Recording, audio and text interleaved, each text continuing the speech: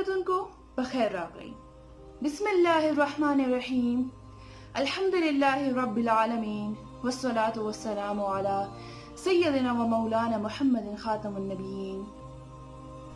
السلام علیکم، میں ہوں عریشہ نصیر، اور آج جو بہت پیاری باتیں میں آپ سب کے پیش نظر کرنا چاہتی ہوں وہ ہمارے پیارے دین اسلام کے بارے میں ہیں، اور یہ ساری باتیں میں مفتی محمد تقی عثمانی کی لکھی گئی تفسیر قرآن سے آپ سب کے ساتھ شیئر کر رہی ہوں۔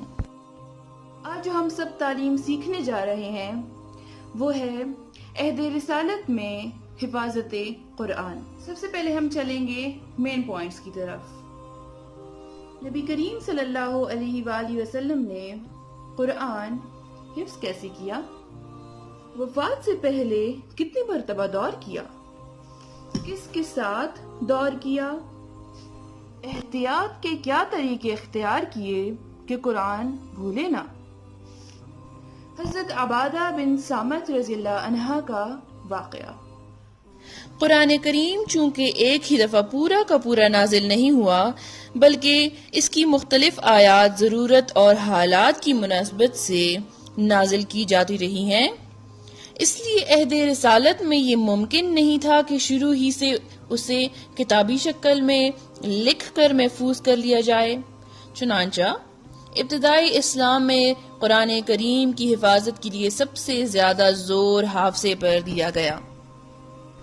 شروع میں جب وحی نازل ہوتی تو آپ اس کے الفاظ کو اسی وقت دہرانے لگتے تھے تاکہ وہ اچھی طرح یاد ہو جائیں۔ اس پر سورہ قیامہ کی آیات میں اللہ تعالیٰ نے آپ کو ہدایت فرمائی کہ قرآن کریم کو یاد رکھنے کے لیے آپ کو عین نزول وحی کے وقت جلدی الفاظ دہرانے کی ضرورت نہیں۔ اللہ تعالیٰ خود آپ میں ایسا حافظہ پیدا فرما دے گا کہ ایک مرتبہ نزول وحی کے بعد آپ اسے بھول نہیں سکیں گے۔ چنانچہ یہی ہوا کہ ادھر آپ پر آیات قرآنی نازل ہوتی اور ادھر وہ آپ کو یاد ہو جاتی۔ اس طرح سرکار دو عالم صلی اللہ علیہ وآلہ وسلم کا سینہ مبارک قرآن کریم کا سب سے زیادہ محفوظ گنجینہ تھا، جس میں کسی ادنا غلطی یا ترمیم و تغیر کا امکان نہیں تھا۔ پھر اب مزید احتیاط کے طور پر ہر سال رمضان کے مہینے میں حضرت جبرائیل علیہ السلام کو قرآن سنایا کرتے تھے، اور جس سال آپ کی وفات ہوئی اس سال آپ نے 2 مرتبہ حضرت جبرائیل علیہ السلام کے ساتھ دور کیا۔ پھر آپ صحابہ کرام رضی اللہ عنہ کو قرآن کریم کے معنی کی تعلیم ہی نہیں دیتے تھے، بلکہ انہیں اس کے الفاظ بھی یاد کراتے تھے، اور خود صحابہ کرام کو قرآن کریم سیکھنے اور اسے یاد رکھنے کا اتنا شوق تھا کہ ہر شخص اس معاملے میں دوسرے سے آگے بڑھنے کی فکر میں رہتا تھا۔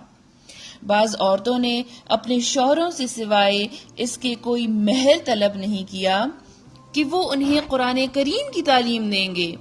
سینکڑوں صحابہ رضی اللہ عنہ نے اپنے آپ کو ہر غم ما سوا سے آزاد کر کے اپنی زندگی اسی کام کے لیے وقف کر دی تھی۔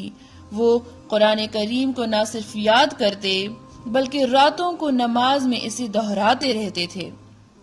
حضرت عبادہ بن صامت رضی اللہ عنہ فرماتے ہیں کہ جب کوئی شخص ہجرت کر کے مکہ مکرمہ سے مدینہ طیبہ آتا تو آپ اسے ہم انصاریوں میں سے کسی کے حوالے فرما دیتے تاکہ وہ اسے قرآن سکھائے، اور مسجد نبوی میں قرآن سیکھنے سکھانے والوں کی آوازوں کا اتنا شور ہونے لگا کہ رسول اللہ صلی اللہ علیہ وآلہ وسلم کو یہ تاکید فرمانی پڑی کہ اپنی آوازیں پست کرو تاکہ کوئی مغالطہ پیش نہ آ جائے۔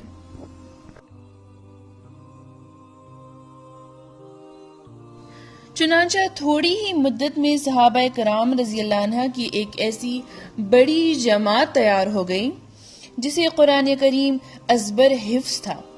اس جماعت میں خلفائے راشدین رضی اللہ عنہ کے علاوہ حضرت طلحہ رضی اللہ عنہ، حضرت سعد رضی اللہ عنہ، حضرت ابن مسعود رضی اللہ عنہ، حضرت حذیفہ بن یمان رضی اللہ عنہ، حضرت سالم رضی اللہ عنہ مولا ابی حذیفہ رضی اللہ عنہ، حضرت ابو ہریرہ رضی اللہ عنہ، حضرت عبداللہ بن عمر رضی اللہ عنہ، حضرت عبداللہ بن عباس رضی اللہ عنہ، حضرت عمر بن عاص رضی اللہ عنہ، حضرت عبداللہ بن عمر رضی اللہ عنہ، حضرت معاویہ رضی اللہ عنہ، حضرت عبداللہ بن زبیر رضی اللہ عنہ، حضرت عبداللہ بن صائب رضی اللہ عنہ، حضرت عائشہ رضی اللہ عنہ، حضرت حفظہ رضی اللہ عنہ، حضرت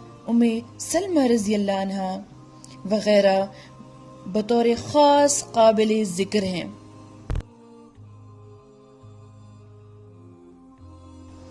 غرض ابتدائی اسلام میں زیادہ زور حفظ قرآن پر دیا گیا، اور ان وقت کے حالات میں یہی طریقہ زیادہ محفوظ اور قابل اعتماد تھا، اس لیے کہ اس زمانے میں لکھنے پڑھنے والوں کی تعداد بہت کم تھی، کتابوں کو شائع کرنے کے لیے پرلیس وغیرہ کے ذرائع موجود نہ تھے، اس لیے اگر صرف لکھنے پر اعتماد کیا جاتا تو نہ قرآن کریم کی وسیع پیمانے پر اشاعت ہو سکتی اور نہ اس کی قابل اعتماد حفاظت۔ اس کے بجائے اللہ تعالیٰ نے اہل عرب کو حافظہ کی ایسی قوت عطا فرما دی کہ ایک ایک شخص ہزاروں اشعار کا حافظ ہوتا تھا، اور معمولی دیہاتیوں کو اپنے اور اپنے خاندان ہی کے نہیں، ان کے گھوڑوں تک کے نسب نامے یاد ہوتے تھے۔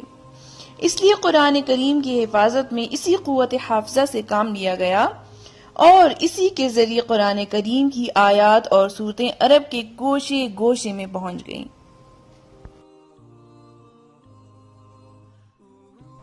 جی، امید ہے آپ سب کو میری آج کی ریسرچ اچھی لگی ہوگی۔ اجازت چاہتی ہوں، اللہ حافظ۔